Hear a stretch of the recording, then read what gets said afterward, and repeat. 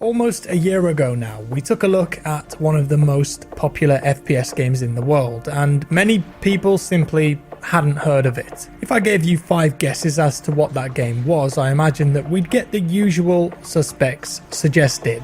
COD, CSGO, PUBG, Halo, something along those kind of lines. It was none of those games though. Instead, a game called Crossfire, which is incredibly popular on PC in Asian markets. But now it's coming to consoles aimed at Western audiences in the form of something new called CrossfireX. And I've been playing it over the last couple of days, and today I'll bring you some gameplay and first impressions to see if it's something that's worth your time. CrossfireX is an Xbox exclusive, at least for now, but before we get into it, let me just remind you how many players Crossfire has. Just a mere 600 million registered users. Admittedly, a lot of that player base, as I mentioned, is within Asia, which is why perhaps a lot of players aren't that familiar with it in Western Europe and the US. The game is produced by Smilegate, who are a South Korean game developer, and they've decided to bring the game to consoles for the first time, because up until now, Crossfire was only on PC. And with that sort of player base just on PC, imagine the possibilities for console. CrossfireX is a two-parter though, and a bit of a different story. There is a multiplayer component that Smilegate themselves are taking care of, but Remedy are producing a single player campaign for the game. And you may know Remedy from games such as Alan Wake, Max Payne, and more recently, Quantum Break and Control. Considering those games, I actually expect the single player to be a good experience, but for now let's focus on the multiplayer because that's all I've played.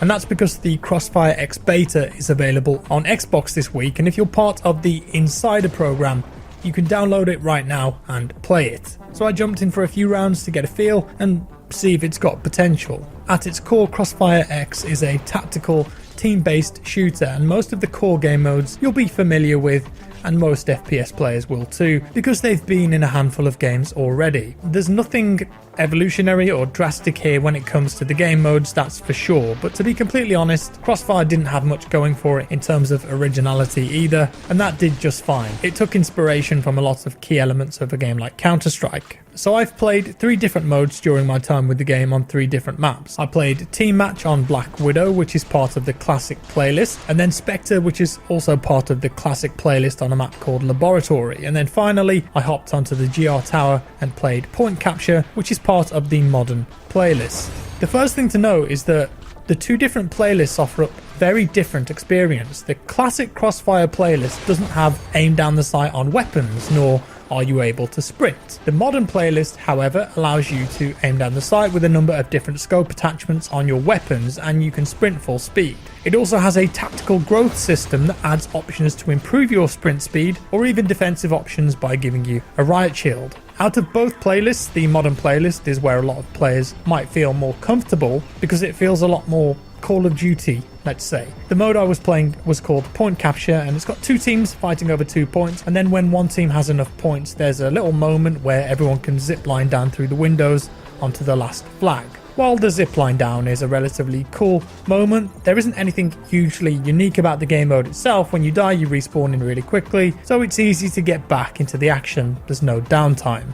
And then there are the 2 classic modes that I mentioned. The first one will be very similar to older Crossfire players and anyone who's played Counter-Strike or any search and destroy game mode. It's very much a round-based attack and defend mode. No ADS as I mentioned, so you've really got to be a lot more precise with your shots, and well, as you guys know, my controller aim is a bit rusty, so I definitely found this harder than the Modern mode, but that's good as it offers up something different for the console market. But while I enjoy these sorts of modes as someone who's played a lot of Counter-Strike over the years, I'm not sure that it will be the go-to mode for the majority of CrossfireX players. The map design felt incredibly similar to CS though, very lane-based, but remember, when you die, you're out for the entire round.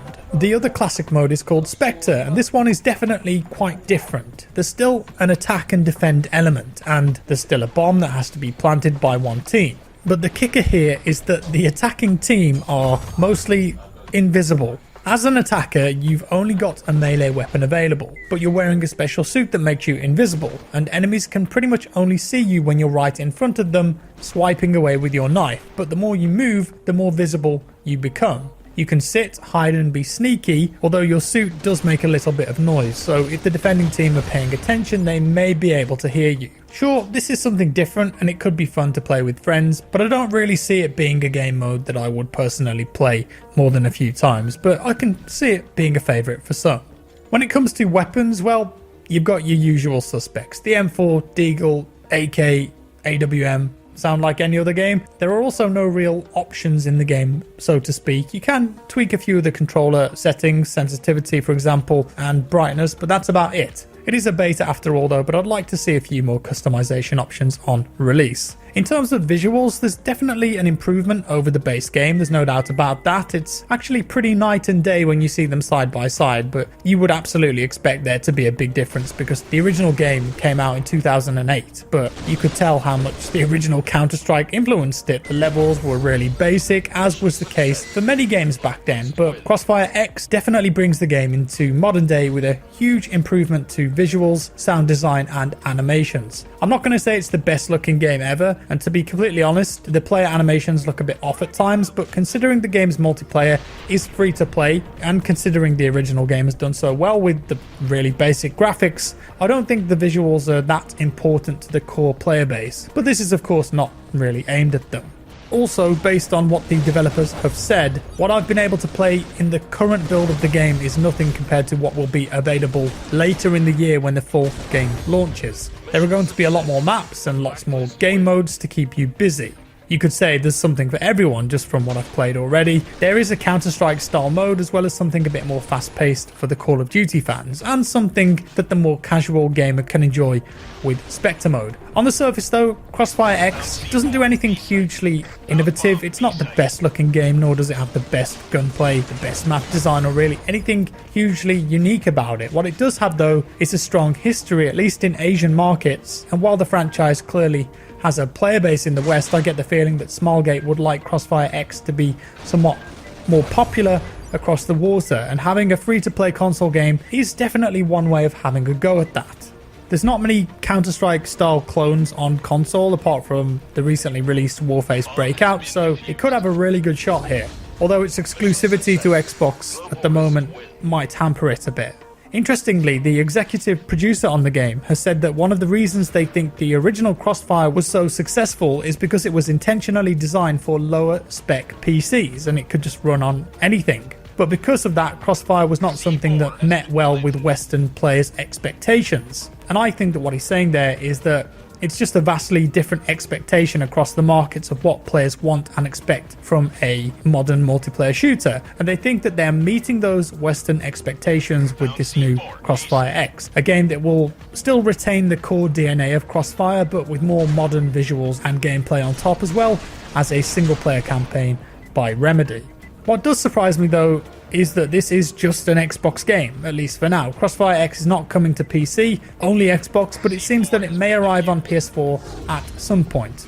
Perhaps they don't feel that they need to provide an updated Crossfire game for PC yet because the core market is still actively playing the original game, so they'd rather focus on bringing the franchise to something new, to console in the West, but pushing it towards different markets at the same time. Wrapping things up, CrossfireX, based on what I've played, it isn't going to blow you away, but I think it's a competent game. It does what it needs to well, and it offers up a fun experience. Will that be enough to bring a die-hard PC shooter the success that they're aiming for on consoles? Only time will tell. It releases later this year, but like I said, the multiplayer is free to play. The beta is going on at the moment for a couple more days if you're in the Insider program, and it's also open to anyone this weekend.